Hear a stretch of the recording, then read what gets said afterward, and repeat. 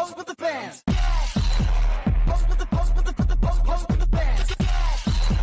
Pose with the pose with the pose with the fans. Fans. Pose with the fans. Pose with the pose with the pose with the pose with the fans. Pose with the pose with the pose with the fans. Good morning, everyone. Today we will proceed with the trial with the hearing in Cik Bunga, the CEO of Beauty Glow, against Cik Raya, the CEO of Glow Beauty. Now, I will begin the sessions. Before we start, I want to remind everyone that this is formal legal proceeding, and I expect professionalism and respect from all parties. Cik Bunga, you may begin by presenting your case. Thank you, my lord. As known by the public, I've been the CEO of the famous trademark Beauty Glow for several years. I have already built a strong and loyal customer base based on my high-quality skincare products within cosmetic sectors. Recently, the defendant, Cik Raya, who is the CEO of the Glow Beauty, started marketing products under the similar mark, which is Glow Beauty. Thus, my client has received multiple complaints about customers mistakenly purchasing Cik Raya's product. Thank you, Cik Bunga, for explaining the situations. How about you, Cik Raya? Any objections from the facts stated by Cik Bunga? If yes, you may proceed with your arguments. Thank you, my lord. To begin with, as clarified by the plaintiff, I am the CEO of the new brand cosmetic, which is Glow Beauty. My lord, while I acknowledge the similarities in our brand names, I must clarify that it was never my intention to confuse customers or to infringe on Cik Bunga's trademark. In regards to that, I would like to clarify that Glow Beauty was created with a unique version and caters to a different segment of the market. We have built a distinct identity and branding that reflects our approach to skincare. So any confusion is unintentional and limited, as many of my customers are well aware of our differences.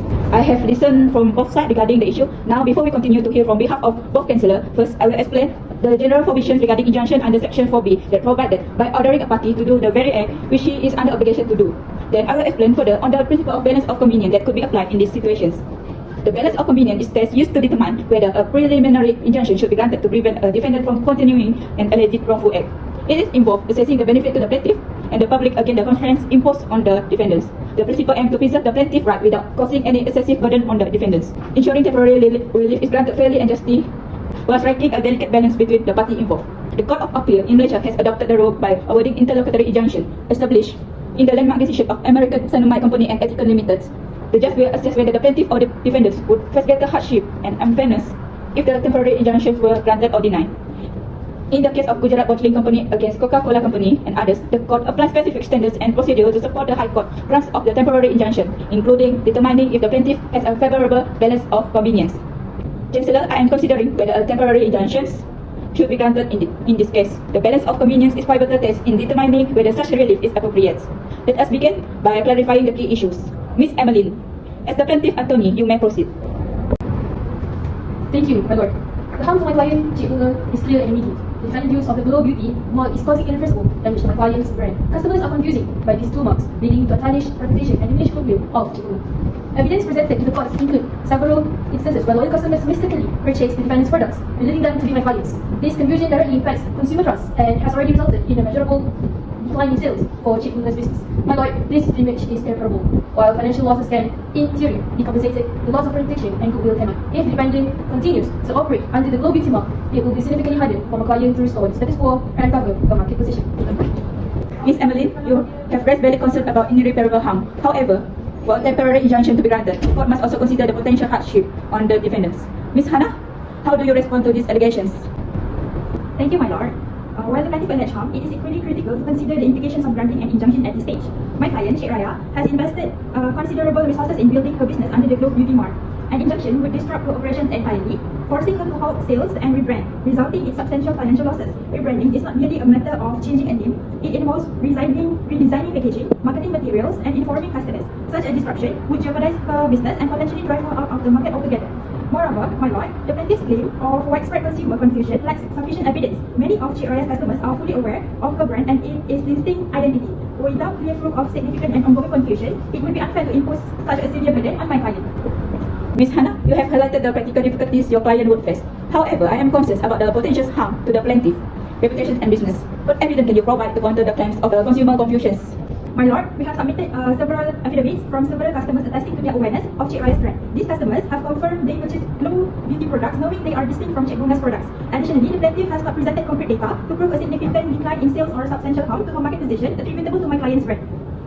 My lord, may I respond? While the defendant claims the customers are aware of a brand, the plaintiff's evidence includes direct testimony from consumers who were misled. Additionally, we provided sales reports showing a decline in revenue corresponding to the period when defendant products entered the market. It is not sufficient to argue that some customers are aware of the distinction. The mere existence of confusion proven through consumer testimony and declining sales demonstrates the ongoing harm to my clients.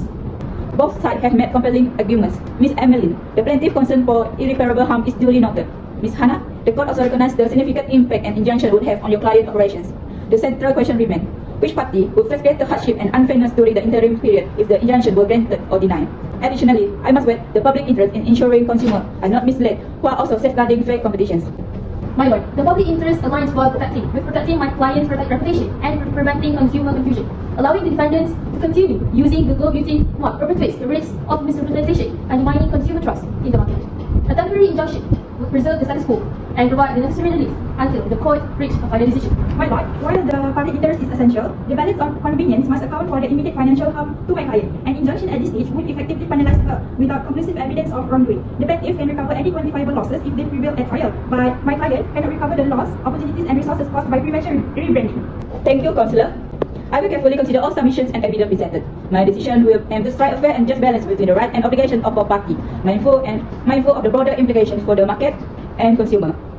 Ms. Hannah, I understand your point, but what about the status quo? The principle of maintaining the status quo is often rooted in preserving fairness and equity until full determinations can be made. It seeks to prevent irreparable harm and maintain balance of convenience between the parties. However, this principle also considers whether maintaining the current situation would inadvertently cause harm or inequity to one of the parties.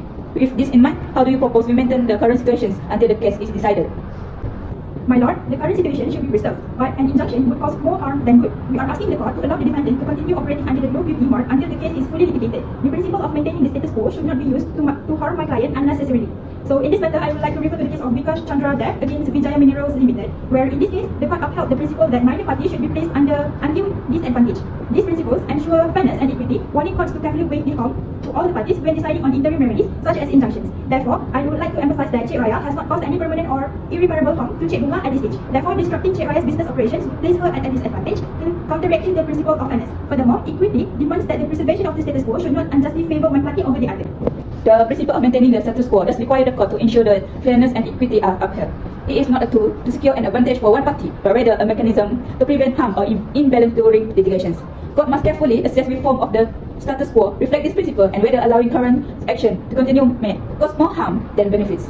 In light of that, Ms. Emily, how do you respond to this argument that the status quo should be maintained as it is? My lord, the status quo that we are trying to preserve is the market position that Cik Bunga has built over several years. If the defendant is allowed to continue using Glow Beauty, we risk allowing the defendant to gain further market share, which will only make it more difficult to return to the status quo. The longer the defendant is allowed to use this confusing mark, the harder it will be fixed to confusion in the marketplace. The harm to my client is becoming worse day by day. The status quo cannot mean letting the defendant continue to infringe on my client's rights. The status quo must involve protecting the plaintiff's reputation and preventing further consumer confusion. But my lord, maintaining the status quo as the plaintiff suggests would not only harm my client's financial interests but also disrupt his existing customer base. There is a significant difference between the status quo Cik Bunga refers to in her market position and Cik Raya's current position. If the injunction is granted, we will be forced into a situation where Cik Raya can no longer use a mark she has already invested in, which would cause substantial damage.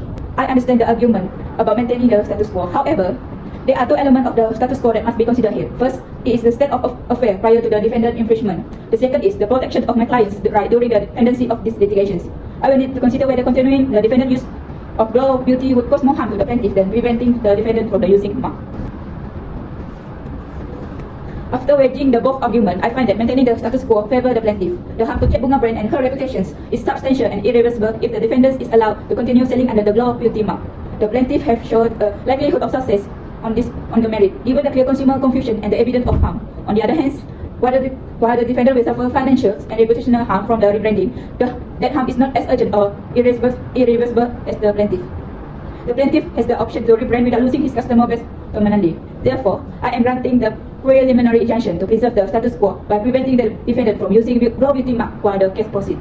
Thank you, my lord. This injunction is crucial to protect my client's business from further damage. My lord, while we respect the court's decision, we may seek an appeal regarding this injunction. I understand. The injunction is granted and the defendant is ordered to cease using the Glow Beauty mark immediately. A written order will follow. This hearing is urgent. Now that we have come to an end, we will conclude this roleplay. In conclusion, the ruling in favor of granting the preliminary injunction underscores the court's commitment to preserving fairness and preventing further harm. Judge Rebecca's decision to favor the plaintiff, Cik Bunga, reflects the principle of maintaining the status quo and prioritizing the protection of established trademarks. By recognizing the evidence of consumer confusion and the irreparable harm to the plaintiff's reputation, the court balanced the conflicting interests of both parties. While the defendant, Cik Raya, faced significant challenges in rebranding, the potential harm to the plaintiff's business and goodwill warranted immediate relief to prevent further change.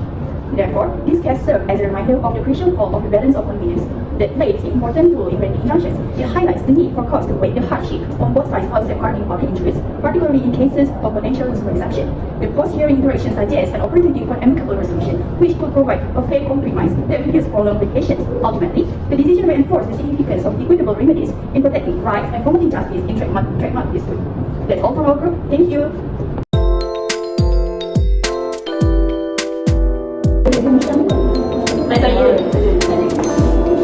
Thank you.